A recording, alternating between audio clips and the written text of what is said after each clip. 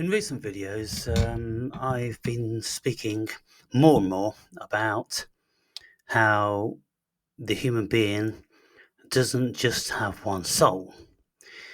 And I asked all of you, what did you think about that? And not a single one cared to answer. And I consider that really curious, of course, because you people on my channel, when I've been speaking about this metaphysical, spiritual stuff forever, you've never questioned how many souls you have. You've never wanted to look into that. You don't consider it an important thing to investigate. Absolutely shocking. Shocking. Anyway, here, I just thought, well, let's have a look, see what Google says. And Google says this: the number of souls a human has is a matter of personal belief and varies across cultures and religions. Some cultures believe in a single soul, while others believe in multiple souls. Ancient Egyptians believed in two souls. Now, two souls is very, very reasonable because we have two hemispheres of the brain which actually think independently when the corpus callosum is cut. And so we know that we have two agencies with two halves of the brain. We absolutely know that these days. But as to how the Egyptians knew it, well, because the voice is in the head. Because those of us who have an internal dialogue, we have two agencies speaking with each other, then it's a no-brainer to consider that there's two souls. But you see, the reason why probably many of you never had anything to say about it is because you're the people which don't in actual fact even have a internal monologue. You don't even have a voice inside your head at all. You're completely automaton. The information you get is from outside. It's from telly, and it's from radio, and it's from other people. That's where your information comes. That's why you're not deep thinkers. That's why you can't think about anything. And that's why, you're just aghast at the world. And, the saying goes, ignorance is bliss. And, it could very well be. And so people like you wouldn't never give anything a second thought. But people who do have internal dialogues and internal monologues, at least, they might start to be talking to the self or each other. So the Egyptians were on it. Jivaro of Ecuador believed in three souls. As to why, I don't know. Maybe I'll investigate that later. Telensi believed in three souls, wherever they come from. Fang of Gabon believed in seven souls. Dahomey believed that women have three souls and men have four.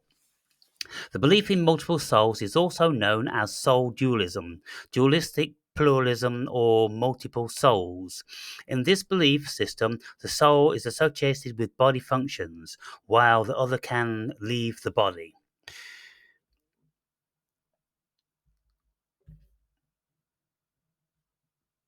For goodness sake. The concept of a soul is also different across religions.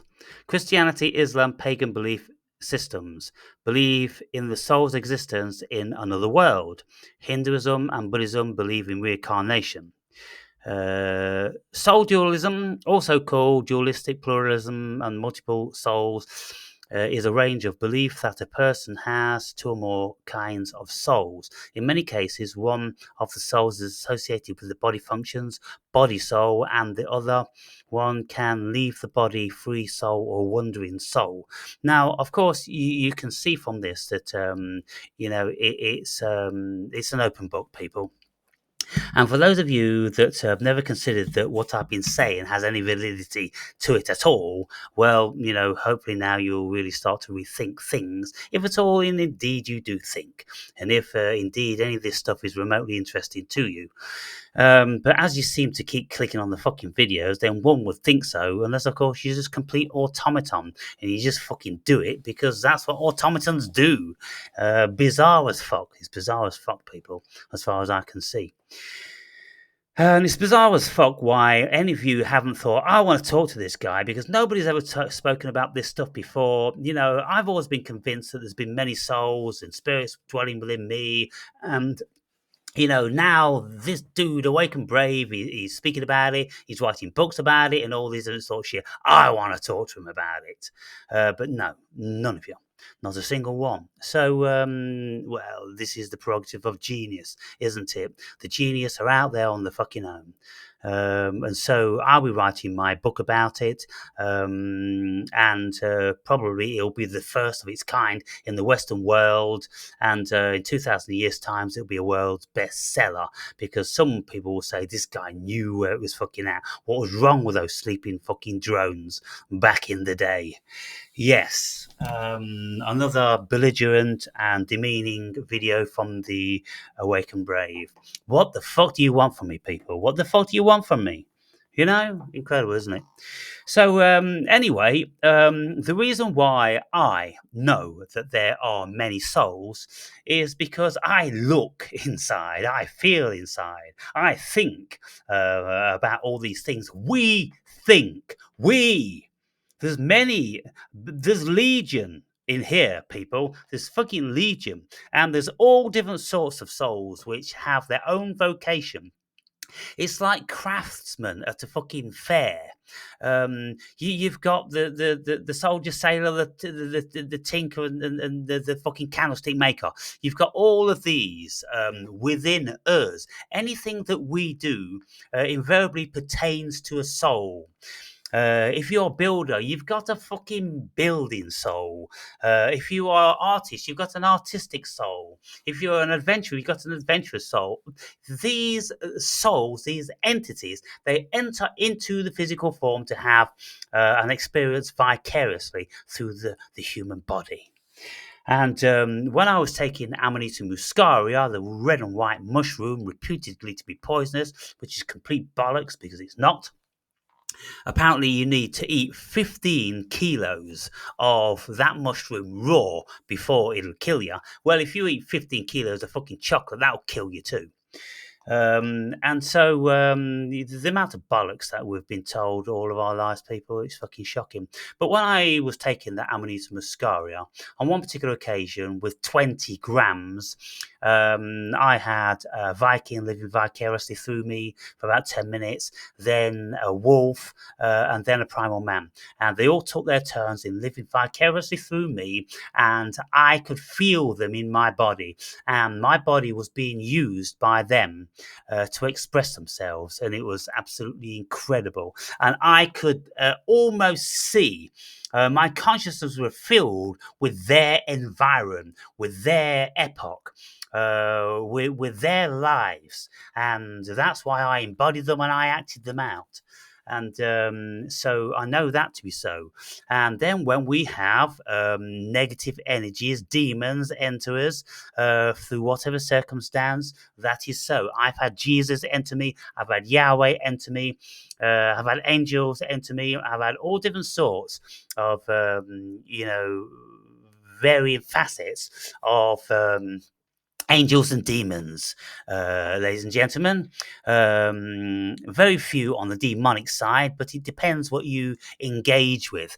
Now, what I will say is those of you that are couch potatoes sitting there killing yourselves with beer, pizza, and fucking chips, well, you have resident demons. Without a shadow of a doubt, you are filled with resident demons because they love that shit. They love killing the human being.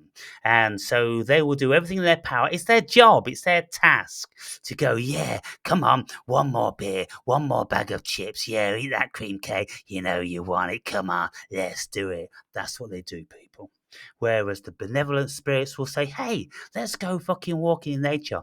Let's go running. Let's exercise the body. Let's read. Let's educate ourselves. Let's do wonderful things. Yes, that's what those do. So just take a look at yourselves, people, and realize what spirits you've got dwelling within you. And all you need to do really is stand in the mirror.